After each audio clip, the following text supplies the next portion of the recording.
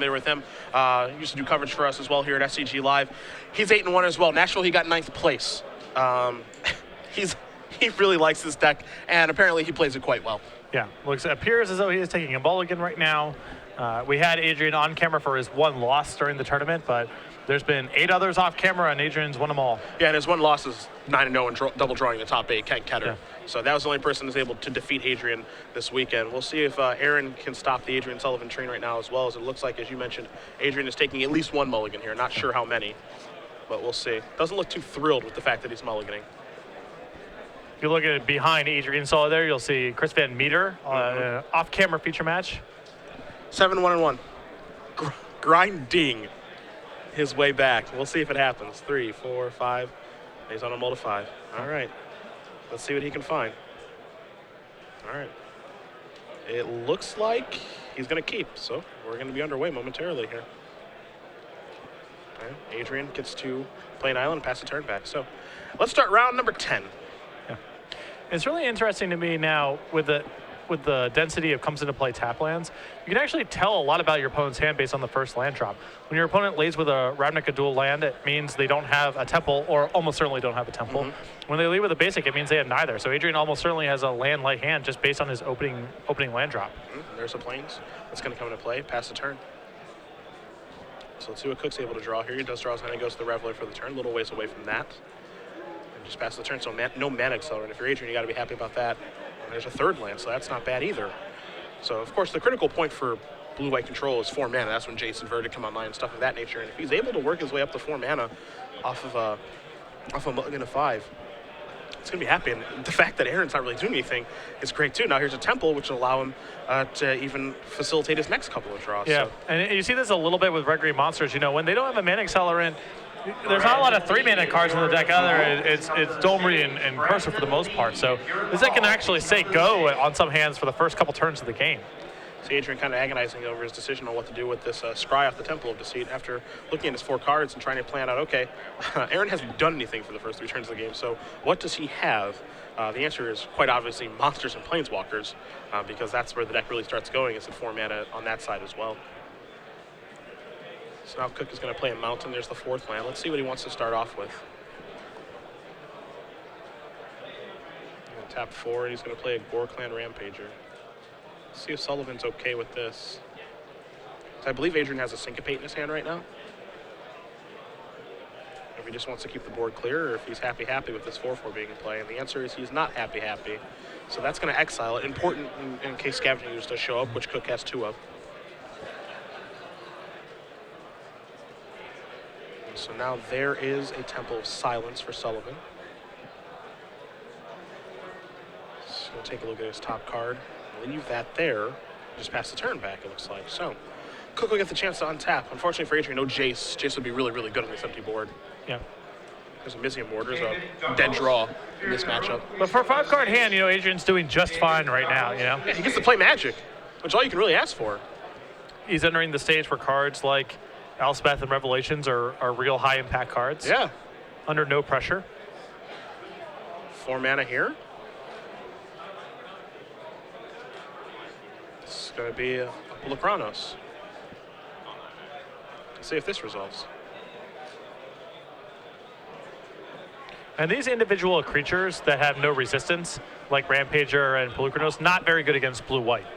It's really hard for them to produce a lot of value. The Planeswalkers, on the other hand, the Storm Breath Dragons, those are very good. They have resistance to spot removal in some way or another. Maybe a Detention Sphere or Divination here. It's going to be a Detention Sphere. Adrian just trying to trade 1 for 1. The Disperse trick. So, Disperse with the Detention Sphere's effect on the stack is going to allow Adrian to get to reuse that Detention Sphere. And that's going to be exiled as well in case of Scavenging Ooze. So, Adrian loves Disperse in this deck, and it ends up being quite good here. Back to his old tricks. Yeah. We saw that when he played against Keter. He's able to utilize that here. You see Elvish Mystic the draw here. And Cook does not have a lot going on. This is a window for him to resolve a copy of Stormbreath Dragon if he wants to. Not sure if he has one in his hand, though. Yeah, this would be a really good window. You know about the Detention Sphere, so adding something like Xenagos or Tombrick is fine, but you know it's not long for this world. Stormbreath Dragon might be able to go all the way. That's 4 mana. That's a Xenagos the Reveler. Adrian gives that the thumbs up. Obviously can't stop it because he's tapped out. So Xenagos is going to start at 3. We'll probably just see a Satyr come partying on over. That's what we do see. So 2-2 is going to enter the battlefield here with haste.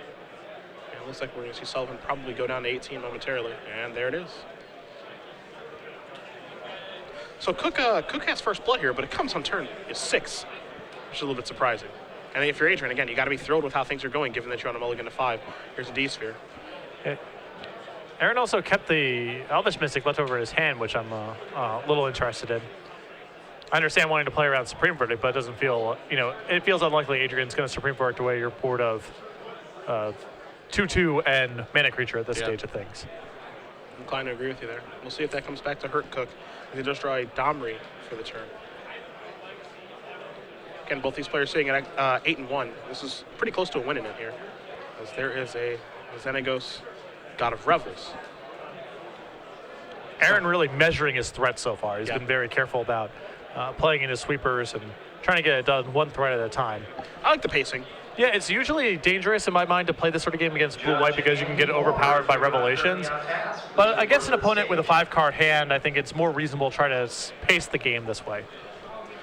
Xenagos' trigger is going to go on the Satyr. It's going to be attack here for 4. Sullivan's going to go down to 14, and now he's got a real problem on his hands.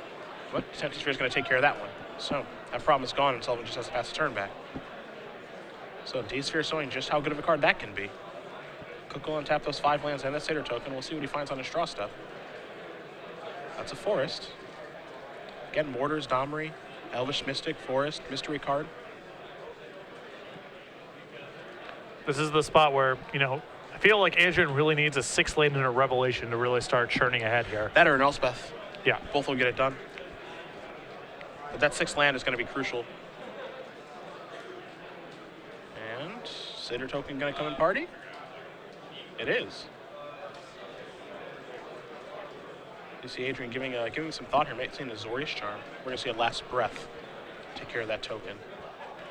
And that is some pretty dangerous play from Adrian there. If Aaron had Gorkland Rampager, that's a disaster. Yeah. I like that better when Aaron declares attackers, but before he actually gets to attack. Yeah. So before you can Blood Rushes, here comes Domri Red. It's going to tick up to 4. Let's see if the top card, it's not a land. Or excuse me, it's not a creature, so we don't know what it is. Chances are it is a land.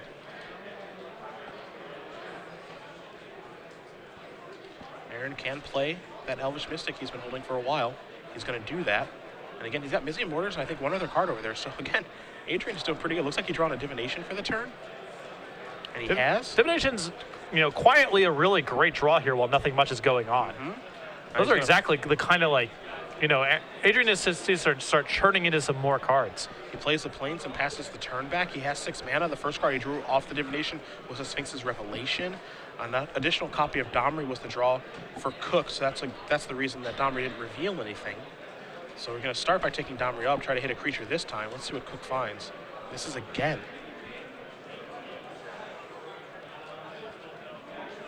Attention Magic players, I would just like to So we don't really get to know the full scope of Adrian's hand here as he's playing with his hand face down a lot. I know there's a Rev there.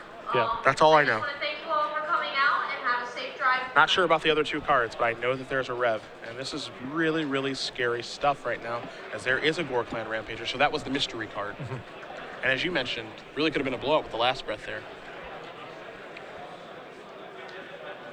Now we see Adrian draw his card for the turn. There's a Jace in his hand now. Now keep in mind, he only has 2 blue mana right now. He's got a lot of white mana. Yeah. So a card like Dissolve wasn't something that he really could do, given that he was detention sphering things and stuff of that nature. So we don't know if he has a counterspell hiding out over there, but he's underneath a little more pressure now. And Cook is coming from 2 different angles with that Domri ticking up and now 2 creatures in play. And Adrian's list is actually very white mana heavy for a blue-white control list. We typically think of these as at least playing as many islands as plains, if not more islands. Adrian's actually playing 7 plains to 5 islands. I imagine most of this is a concession to the Celestial Flares in his sideboard. Looks like maybe Mutavault was added to Cook's hand. But again, we knew that top card wasn't a creature, so he's going to go for it again here with Domri. Let's see if he can find it this time. Please come to the stage. Once again, Judge Gregory. He does not. Domri 0 for 3. Yeah. Adrian still eventually needs to answer this Domri because of the threat of the emblem, Uh-huh. but it has done very little so far, Thankfully, if you're an Adrian Sullivan fan. for sure. So let's see what Cook wants to do here. As Domri keeps missing, it looks like he's going to come into the red zone here, so he will. Attack with the Rampager and the Mystic. Going to be an attack for 5. Sullivan, and we saw him do this against Keter, when we watched earlier, going to use his life total as a resource, going to go down to 8. There is Mutavault, and passing the turn back. This is the Sphinx's Revelation. It'll be for 3. Sullivan's going to go up to 11, but more importantly, 3 new cards. You can see him set the other one there. These are the 3 for my Rev. This will be 1 for my draw. And I don't know if you caught that detention sphere that he drew, but he did find a 3rd one. You know, if he finds a detention sphere and a Supreme Verdict here shortly, this game could be completely swung around. Yeah. This is talking about, the risk of playing, trying to measure your threats against blue-white. I'm not saying Aaron necessarily made a mistake here, but if you give them a lot of time when you're trying to play around Wrath, you can get overpowered by other stuff. Mm-hmm. Looks like Sullivan picked up an island too, and you see, it looks like a Holophant that's going to come and play untapped, so he's going to go down to 9. This is a very, very critical turn in the game. Mm-hmm. You can feel things starting to swing back a little bit in Adrian's favor. It looks like we're going to see a Supreme Verdict, and we are. You can really feel it starting to swing back in his favor now. He's clearing up the board. He knows he's only got to worry about a Mutavault. He knows the top card of Cook's deck isn't a creature, and Domri has missed a bunch. Temple of Abandon was the card that was drawn. That can help make sure that Domri actually does something, of course. And by Adrian playing that Holophant on tap, it's a pretty loud declaration of Dissolve in his hand. So he's willing to let this Domri go one more turn. He knows that there is probably a land on top of Aaron's deck by Domri missing last turn. And if it's not a land, it's likely a removal spell that he doesn't care very much about. So he's, again, we saw him play earlier where he was willing to use his life as a resource and play as carefully with those counters as possible. See Domri missing yet again. The Temple of Mana put the card to the bottom. Looks with Domri, no creature. And of course, the creature count is very high in Creative Monster, so it's very surprising to see him miss this often as Mutavault's going to get fired up and come into the red zone. Adrian says, down to 7 I go. See if he's going to do this turn. He's just going to tap those lands. And now, again, he does have the Detention Sphere in his hand, so that Domri's not going to get to go ultimate unless Adrian wants it to, which I assume he does not. So, there is a D-Sphere. There goes the Planeswalker. There's a Plains from Adrian. Now might not be a bad time for Jace. I mean, at this point, he has to have a pretty good sense of Aaron's hand. He's probably not sandbagging something like Stormbreath Dragon or something really high impact at this stage of things. Yep. So it's likely lands, possibly removal spells, maybe something like Flesh Blood could be hanging out there. But Adrian has to be getting a pretty good clue about what's going on in Aaron's hand at this point, as Domri has just missed so many times. Yeah, it's a really small range of cards. You can certainly put your opponent on having another copy of Domri in their hand. And Adrian, after taking a sip of water, he says, no, not yet. Yeah. Not yet on the Domri. I'm not quite sure I want that to come into play. And this is what I'm talking about here. Before you've seen Adrian be very careful with the counters. And at this point, he's, in theory, exposing himself to something like Stormbreath Dragon. But based on the way the last couple turns have gone, Adrian's just pretty confident at this point that it's not there. Yeah. So Sullivan does dissolve that. Mutavault's going to get fired up. He's going to go down to 5. And he can comfortably untap, it looks like, knowing that nothing scary is coming. This is going to be one heck of a win if he's able to pull it off. I think that may have just drawn a Revelation. I'm not sure.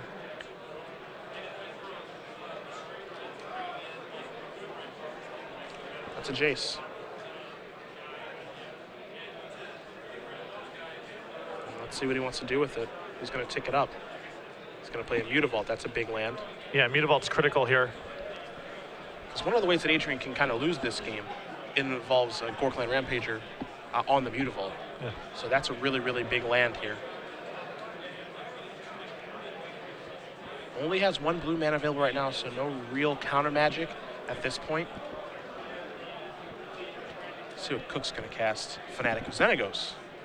I've not seen a lot of these in our green-red monster list, but this card was definitely fairly hyped during the previews. Yeah, this is arguably the best tribute card, some have said. You see this right here, 3/3 trample. Whenever it enters the battlefield, if tribute wasn't paid, it gets +1/+1 and gains haste. And if it is paid, it's a 4/4.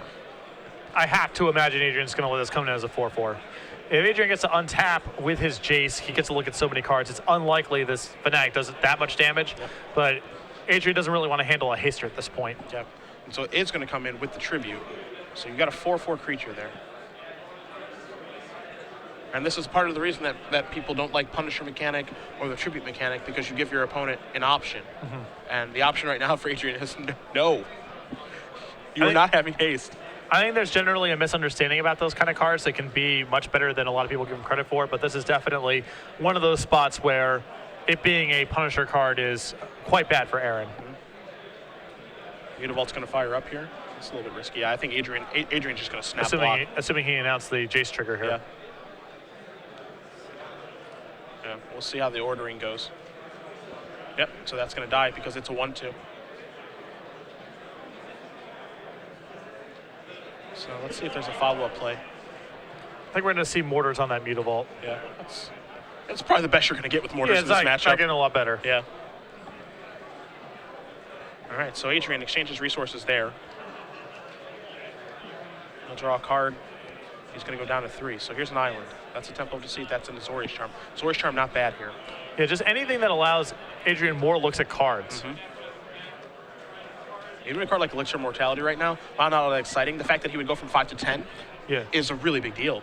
He's going to put the 2 cards to the bottom, take the Azorius Charm. Going to play a Divination, so a little bit deeper. 1 and 2. And that Divination, the first one, was really important in Adrian getting enough raw resources to get to this stage of the game. Yeah.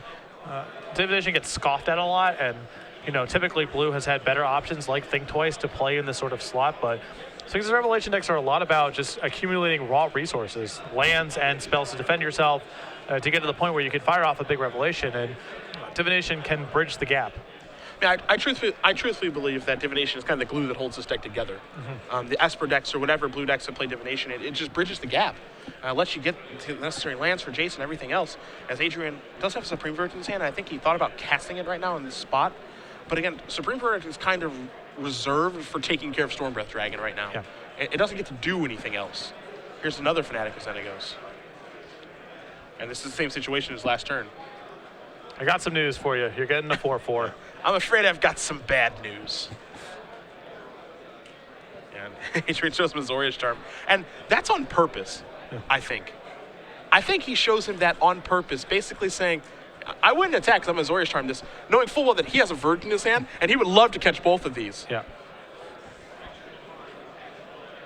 The question, of course, is where is he attacking? He is going to take down Jason. You see, Adrian doesn't use the Azorius Charm because he might want to cycle that, but he's going to choose not to here. So that was not accidental, him showing Azorius Charm. I can promise you that. And I believe Adrian does have another copy of Jason in his hand, so he doesn't mind the Fanatics going that way. Yeah, Adrian is, we saw him earlier, just playing a really disciplined game. Yeah. So he's going to take on down. Here's a Jace, a Last Breath, and a Sphinx's Revelation. He's so close to making it there. I suspect someone's getting a Revelations right here. Yeah. And he's going to scoop that up right away. He is oh so close to being able to resolve a huge Revelation and pull this game away. This might be the time that you want to cash in that verdict and just hope your opponent doesn't draw Stormbreath. Well, if Adrian's on 5, even Stormbreath, he can survive. Yeah. So he's going to clean up the 2 Fanatics. And this is kind of, he plays a Temple of Enlightenment to control the top card of his deck in this kind of situation where it's so much easier if he doesn't draw Stormbreath, though. Obviously, he doesn't die, but, the coast is clear if he doesn't draw Stormbreath this turn if you're Cook. Something like back-to-back Stormbreaths really could put Adrian into something of a squeeze here. But if it's any other draw on the deck, Adrian's probably in very firm control from here. And that looked like it was a green card, and I think Stormbreath Dragon would have come flying down if that were it. So let's see what Cook did draw this turn. Maybe a Scavenging Ooze. Yep, that's exactly what it's going to be. Another potential big beater, but that's not what Aaron needs right now. Yeah, it's a big beater like Suspend 1, basically. And Cook just passes the turn back. So now Adrian's going to take a look at the graveyard to see exactly what's going on over here. What you got access to, my friend? You see those a couple of creatures turn to the side from Syncopate and Last Breath. And Adrian's going to organize the creatures to the top. Of course, Adrian, no creatures in his graveyard. He's going to untap that large pile of lands. He's got an active Jace out there. He found Elixir, which is another really important piece of the puzzle of cutting out the number of cards Aaron can find here. Places land for the turn. That's going to be a Mutavault. Don't forget, too, Adrian very savvy by not using that Azorius Charm. So Scavenging Ooze doesn't really even play that big of a role in the situation. Hasn't even cycled it. Just been holding on to it as a Time Walk effect right now, which is super important. I think most people are thinking to themselves, well, what I'm going to either do is use this Azorius Charm on something or I'm cycling it right away. Yeah. And because mana isn't that much of a constraint for Adrian, he can afford to save the Azorius Charm. If he needs to cycle and find something specific, he can probably find it if it's on the top of his deck and use it in the same turn. Yeah. And so why fire it off if you don't have to, if it's giving you insurance against a haste creature potentially? Yeah, it's this funny thing where Azorius Charm is just burning a hole in your hand. I'm supposed to do something with this. Yeah. At the very worst, I can just draw a card. But that mode of putting something on top, especially against a green deck when they don't have Domri in play, it is a virtual Time Walk. So Sullivan has all the lands available right now, and here is this feels like Storm Breath to me. 3, 4, 5. Now it's obviously not lethal at this juncture. A little late to the party, Yeah. but not bad. Again, still, almost certainly the best draw that Aaron has in his deck. But is it too little, too late? That's the question. Adrian looking at that Sphinx's Revelation. He's looking at an Elixir. I believe the other card obviously is an Azorius Charm. Those are the 3 cards that he's staring at right now. So Adrian says that's fine. And here come the attacks. So if he revs right now, 1, 2, you see him counting his mana. 4, 5, 6, 7. So this would be a Revelation for 7. It would put Adrian up to 12. Excuse me. It would be for 8. Because the Mutavault's a little farther back. So it would be for 8. It would put Adrian up to 13. And then the attack here would be for 4, 5, 6, 7, 8, 9, 10. And then a Rampager would make it lethal if that card in Cook's hand is a Rampager. But I would be surprised if it were. Yeah, Aaron spent enough time not really doing anything that last card in his hand, if you're Adrian, you would be willing to bet nearly everything that you own that it was either a land or a Busy Mortars. Yeah. If I'm Adrian here, I think that I like revving for all but 2 and then using your Azorius Charm on that on the ooze here, because there's just such high upside to knowing that Aaron's draw step next turn is not something you have to worry about immediately. And you Sullivan brothers think alike. As it is going to be a rev here for 6. He's going to go up to 11. You see he's got multiple Azorius Charms in his hand right now. And so now Azorius Charm is going to go on top of the deck. Yeah, I like this a lot from Adrian. Saves him more life than if he were revved for 2 more. You know that there's nothing relevant coming off the top of Aaron's deck next turn. Furthermore, it's just, even if he revs for more, it's likely he just ends up discarding anyway. So all these add up to a really strong argument, I think, for just going ahead and playing it this way. Adrian very quickly turning over the top cards in his deck. Detention Sphere, Split from Temple of Enlightenment, and Mutavault. And obviously the big question here right now is, does Adrian have an answer to the Stormbreath Dragon, because it's threatening to go monstrous? Yes. And that will obviously end the game. Now, Adrian took 2 cards instead of 1 and put a Sphere to the bottom. He knows the top card of the deck obviously is Scavenging Ooze, so the question now is, does he have what's he got in the grip? He's going to play a Mutavault. Does he have a Verdict? He's going to fire at Mutavault and attack. He's going to Azorius Charm this. I feel like maybe he's trying to get cards out of his hand. He might just be trying to get out of Stormbreath monsters, because he gains 2 here, he can gain 5 off the Elixir. Okay. So if he can get up to 15, that means he survives Stormbreath Dragon Monstrous, assuming he has a full hand next turn. Okay. Because the Monstrous plus the attack knocks Adrian to 1 if he can get up to 15. Sure. You can definitely tell he's been in this situation before, because his pace of play is really increased. Of just like, I need to get cards out of my hand right now. I know that this thing can go monstrous, and that's a problem for me. And I need to figure out what I need to do to get myself out of the situation. He can't. He could try to cast a card like Divination to try to spike a Wrath, but it's obviously there's a huge risk associated with that. Yeah, I sort of like playing as much as you can this turn, with the intent on using mana on card drawing to find a sweeper next turn. So there's Elixir.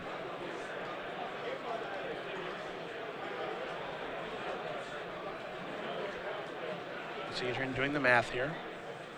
Again, knows the top card of his opponent's deck, so nothing crazy to worry about there, but knows he needs a Verd to get himself from underneath the situation.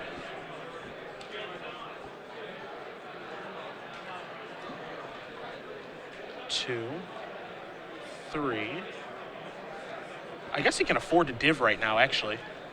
Because if he does draw a verdict, he can cast, and if not, then he's okay. He's still discarding to 7 with the ability to activate Elixir. I think somebody found a Supreme Verdict. Yeah, yes, he did. So he's going to clean everything up. He's sitting at 10, and again, he knows the Scavenging Ooze is sitting on top of the deck, so everything goes perfect here this turn for Adrian. Somehow Adrian taps out on turn 12 or whatever it is. Using all of the mana. And now here's the Scavenging Ooze, which he has Azorius Charm back on top last turn. And so now he's going to get to untap with all that land and a lot of options at his disposal. So much life. I mean, he's, I believe he has an Aetherling in hand too, which is just the lock from here. And the fact that he has to dissolve too, he's just he's checking off a lot of boxes as far as what windows are closing. Right. On the side for Cook of, okay, I've got a counterspell for Stormbreath Dragon. I've got Mutavaults to chump block this Ooze and everything else. And a big ground pounder doesn't matter to me when I have Aetherling. I've got Elixir to do everything. I've got Jace to tick up. He's checking off a ton of boxes, and right now he's going to play Aetherling. Yes. Yeah, he did. So, okay. He did animate that Mutavault and Supreme Verdict, so we're going to get that Mutavault off of the table. Right. Yeah. It happened, 2.5 minutes earlier in the turn or what have you. So the scrying is all going to take place here, but yeah, he does need to be informed that Mutavault should not be alive. So we're going to correct that game state right now. And hopefully that doesn't influence his turn at all, because there was obviously the attack with the Mutavault and then the Azorius Charm giving it lifelink, and then he found the Verdict off the Divination. His turn took a little while. Obviously, I don't believe there's anything malicious there, and now the board state is cleaned up. Certainly that second Mutavault is not the last piece of the puzzle that Adrian needs here to lock this game up. So Adrian checking everything. Okay, I've played a land, I've cast Aetherling, I've used Jace, I'm good to go. Yeah. So Ooze is going to remove the Stormbreath Dragon. And then pass the turn back.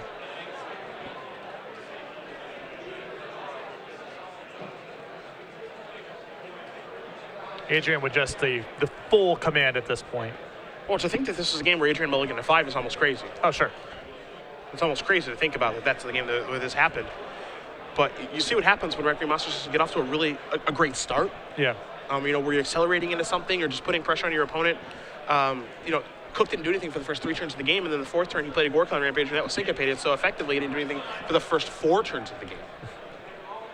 And now you see Sullivan is going to activate Elixir. He's going to go up to 15. He's going to shuffle all that good stuff back into his deck.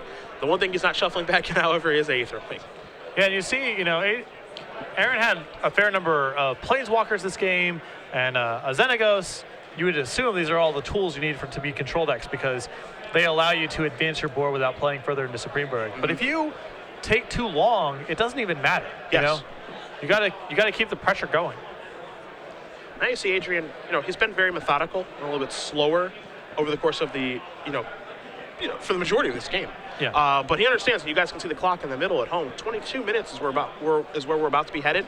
And this is by no means a slow matchup. Because Green-Red's going to board in more Planeswalkers and more tools to get better in this particular matchup. Adrian will probably do the same thing, but Adrian's deck doesn't win fast, obviously. And Green Monsters takes a little bit of time to get the job done as well. Mm-hmm. So time is certainly of the essence right now, because neither of these players want to draw at this point in the tournament. Right.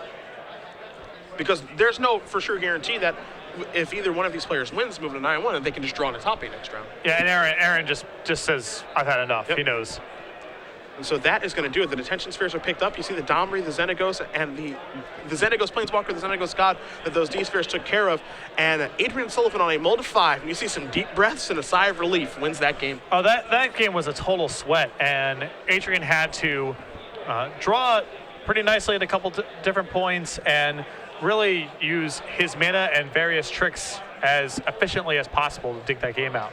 One misstep and he could have easily have died. Yeah, and we talked about the mental part of Magic a little bit a few rounds ago, but again, it would be very easy to get frustrated on a mulligan to 5 and this is ridiculous and give up, and he soldiered on through that whole thing, where Cook really, given the matchup, he did not have a great hand, No.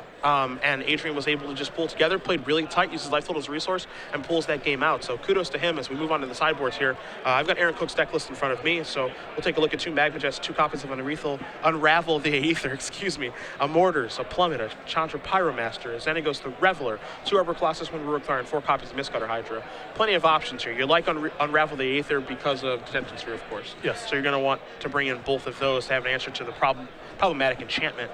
Chandra I love, Xenagos I love, because you love the Planeswalker in this matchup. You love Rurik Thar, because if it resolves, it's very difficult to beat. And then 4 copies of Mistcutter Hydra, a card that I think is good in this matchup. I think it's a little bit overrated. Yes. Given its impact. It can certainly be very good, but I think if you're playing against a very skilled blue-white player, they know that you're boarding that in, and they can plan appropriately for that card. Yeah, it's good in a lot of the same spots that Stormbreath Dragon is good in. Insofar as it's a haste attacker that you can't tag with Azorius Charm. Yeah. So it has that in common.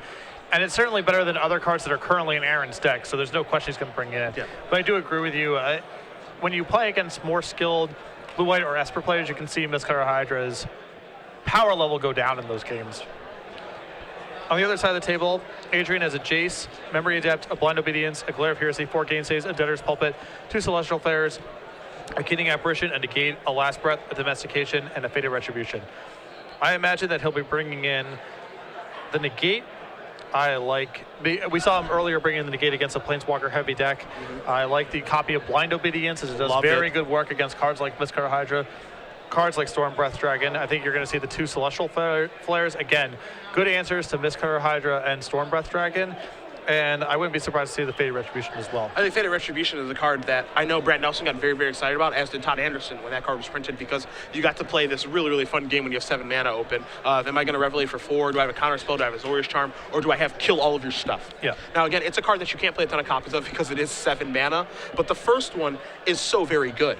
And it's so hard to play around if you're an opponent, because are you going to play around a 1 of Fated Retribution? It's really hard to do so. And the effect that it's going to have on the game is going to be massive. And often the times that you're playing around Fated Retribution, you're allowing other cards to beat you, like Sphinx's Revelation. Yes. That's the key. It creates this really nice tension, and it's a great tool for Blue-White to have access to, because, you know, when we were pre-born to the gods, we always talked about, man, I wish Blue-White could play Planner Cleansing. That'd be so good if it didn't kill their detention spheres and stuff like that. But now they actually have that effect, and I think it's appropriately costed. I think it'd be way too good at 6 mana, but you see it at 7 mana. It's appropriately costed. It has a very, very powerful effect, and if you can get there, the payoff is worth it.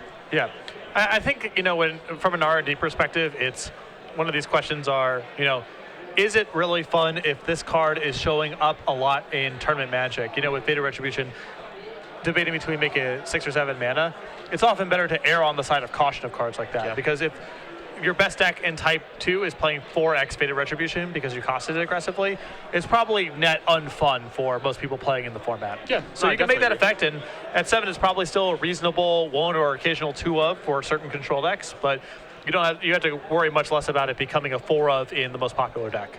Cook is happy. Sullivan's happy. We're underway in game number 2 here.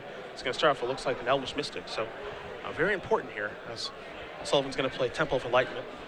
He's going to take a look. He's going to put that top card at the bottom. You already see the Negate over there in Adrian's hand.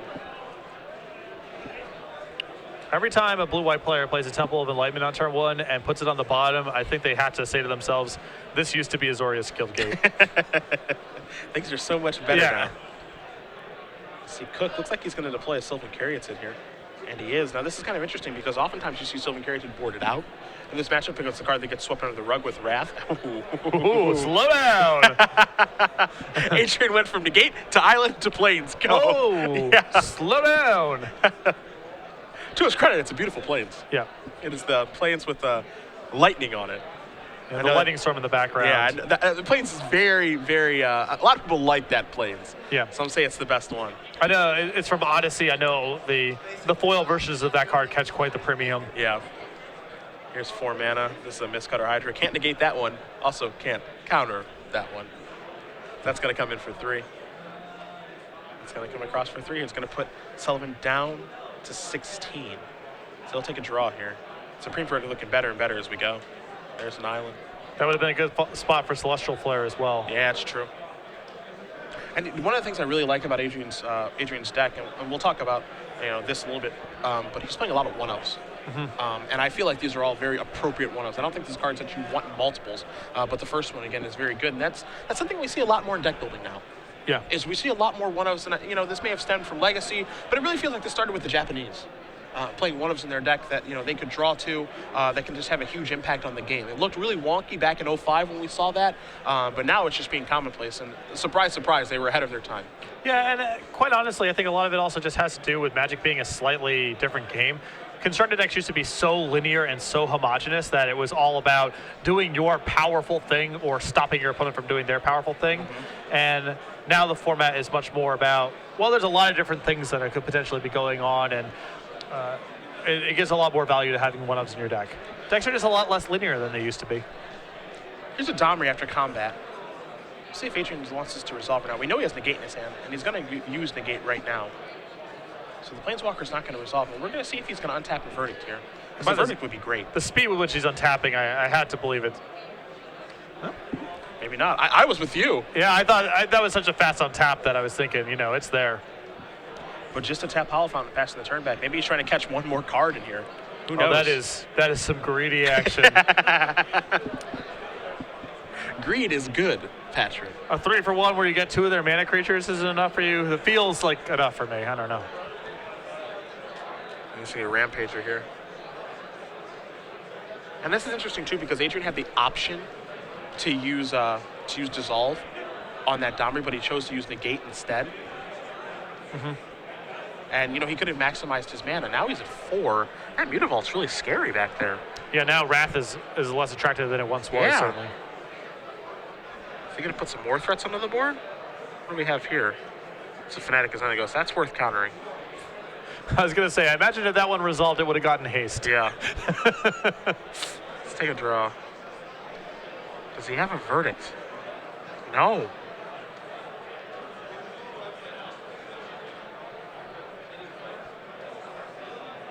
All right. I didn't think Cook's hand was great this game, but he is slogging along here. Yeah, Adrian hasn't done much of note, so that helps a lot. 5 mana. Here is Xenagos, God of Revels. Even Celestial Flare on most of these turns would have been incredible. Yeah, it would have been great. Yeah. And of course, it is just a one-of in his sideboard, but it would have been great. No, he's got 2. Oh, he's 2? I'm sorry. So here's the trigger. Here's the attack. Wow. That's it. That was weird. That is not how I thought that game was going to go at all. Yeah. But Aaron Cook is going to win this game, and I'm sure he might be thinking, that was strange. That was weird. You didn't really do anything. After the beatdown, you put me on your 5-card hand last game. Yeah. Have all 4 detention spheres over the course of the game, and you know, verdict me multiple times, and now this. You keep 7. You scry the top card to the bottom. What were you looking for? Yeah, what was going on? Either way, Cook does tie it up. Now Sullivan's going to be on the play. You see the clock right there. We're about 13 minutes. We'll probably start this one about 12 minutes. Yeah. When it's all said and done here with the shuffling. Neither player going back to the drawing board, so they're happy with their configurations. And this is where the experience of that Adrian's had playing this particular deck is really critical. When you're playing control decks and you're looking at 12 minutes on the clock and how you're going to win this game, and a lot of it just comes down to, can you make the decisions in 5 seconds that usually takes people 10 seconds? Yeah. Can you play that efficiently? If Adrian can do it, he can definitely win in 12 minutes, but if he's slow with his ops, then he might draw a game he would otherwise win. They'll shake hands before a very important game 3. Adrian, a very, very good sportsman, as is Aaron. We'll be underway here in just a moment. He says he's going to keep. We'll start with the Temple of Silence. Top card goes to the bottom, passing it back. Has Aaron drawn a card yet? Back up, you got to draw a step, Aaron. Yep. There we go.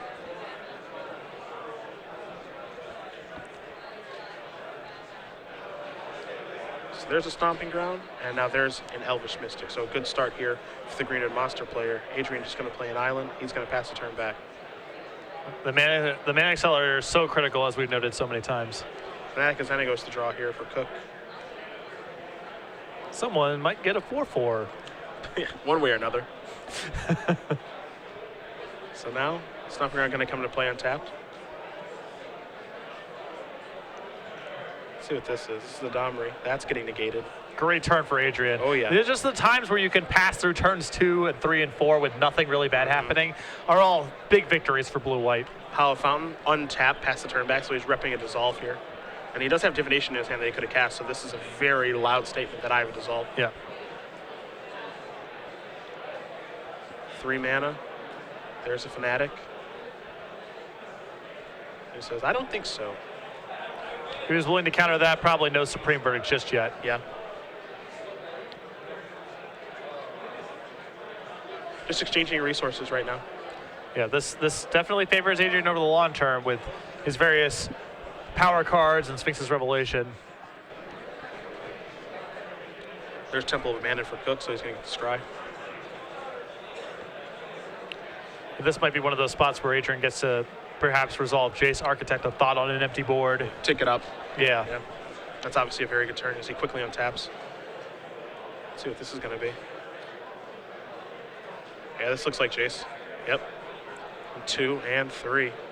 And the thought process here is that if you're going to kill my Jace, you're going to have to do it with a Rampager. Yeah, or a Stormbreath Dragon I can't play around really. Like, yeah. And so I actually like the minusing here quite a bit. You see the split here is the lands versus Dissolve. And again, if Cook's turn is attack your Jace, Rampager it, like, you love that because you got your value. Yeah. More card advantage, frees up the other Jace in your hand. It's just a battle against time for Adrian here. He just needs to get out of these couple turns with nothing too bad happening, and then he gets a pretty enormous edge. 2 lands are going to go to the bottom, Dissolve going to go to the grip. Sullivan will pass the turn back. We're under 10 minutes right now as Cook is going to take a draw. Warclan Rampager number 2. Looks like he's a little choked on mana right now. Not sure if he has another land. Let's see what this is. This is him just deploying a Mistcutter Hydra, so that's a really nice turn. Yeah. It's pretty good for Cook here. Yeah. He's going to come across here. He's going to take care of Jace. So a really, really good turn of events here. He's going to play another copy of Temple of Abandon. He'll scry.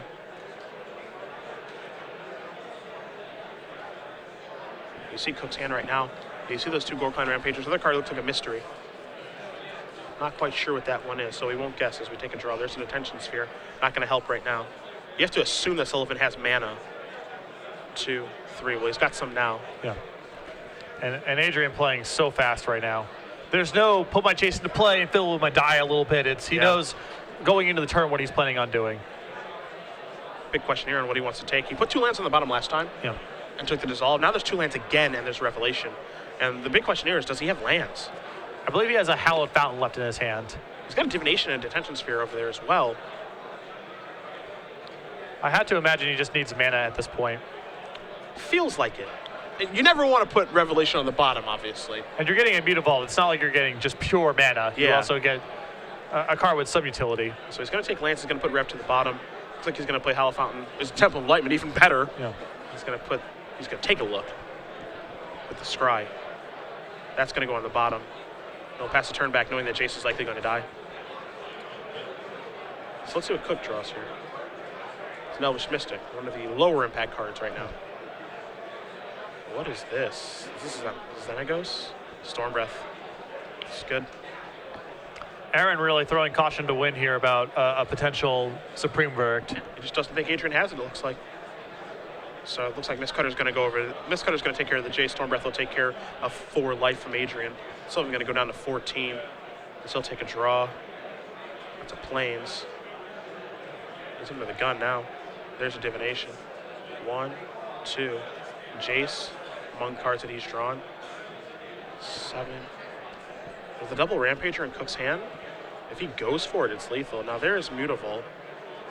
I haven't changed some things here. So the attack here is for 7. Plus the 2 Rampagers, 8. That's 15. So if he gets in with the Mystic too, that would probably it. Well, we'll see if he does that, of course. But again, these are risky plays. They're very risky.